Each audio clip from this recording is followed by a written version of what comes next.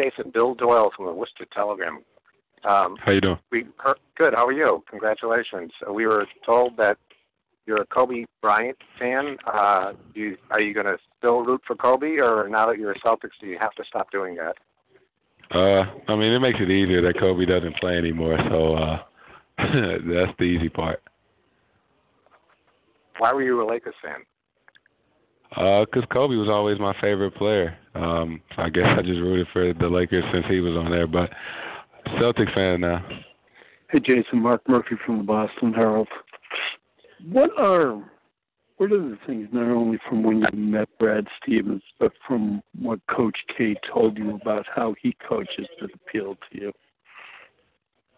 I mean, he just had nothing but great things to say about him.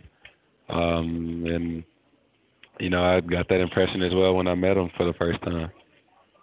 Did you talk basketball philosophy at all? I mean, the way he likes to move the ball, the way he likes to run an offense? Yeah, a little bit. We watched some film on their offense last year, and then we watched a little bit of film when I was at Duke. So, I mean, not too extensively, but just a little bit. Jason, Alex Talcott, New Hampshire Journal Valley Patriot. Coach Stevens has already complimented you on your work ethic. Other than working hard on the court on the offensive and defensive ends, where do you think your game needs some work until you join the team? What do you need to step up before you make the NBA? Consistency on defense, getting stronger, and consistency shooting the three ball.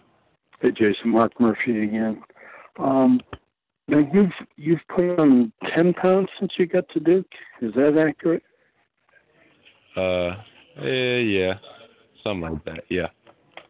Okay, what have they told you about that? You know, if you're going to eventually defend both forward positions, I mean, how much bigger do you think you have to get? You know, I'm just 19, so I'm pretty sure my body's going to continue to fill out, and you know, just see where I get for a comfortable playing weight. Do they tell you that you have a lot of room to put it on? Yes, I do.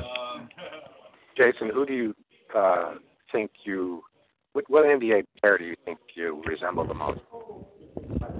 Just Paul George would be one guy that I really admire and like in the NBA right now. How about Paul Pierce? Yeah, he would. Game? Yes, he would be another guy that I really admire. How about your games? Are they similar at all? I mean, he does everything better than I do, but I just think the ability to create our own shot is something that we have similar. Jason, did you feel that you were really coming on strong at the end of the season? You had such a strong tournament in the regionals. Yeah, I think that's when I played my best basketball. How were you different at that point in the season than perhaps earlier?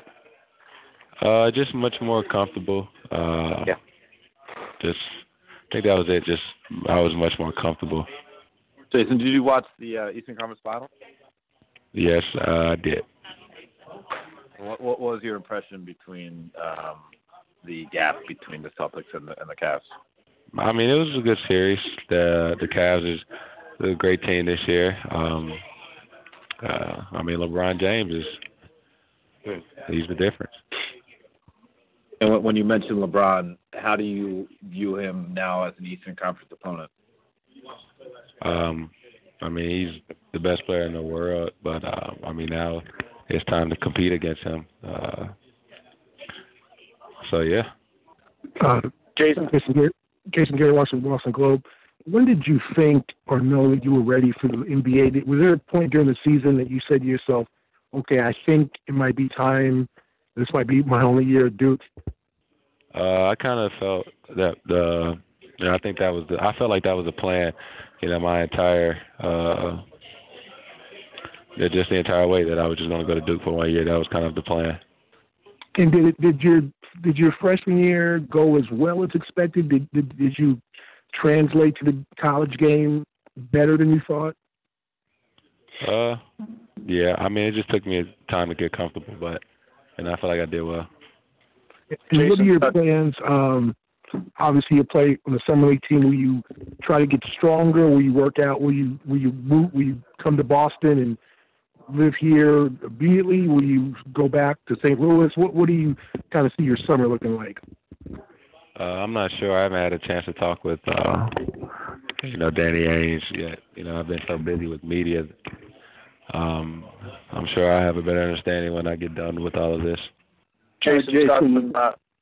Scott from Metro West Daily News. Know that Celtics gave up traded the number 1 pick, and Danny had talked a little bit about the fact that in taking you even if they had stayed at number 1. What type of pressure does that bring?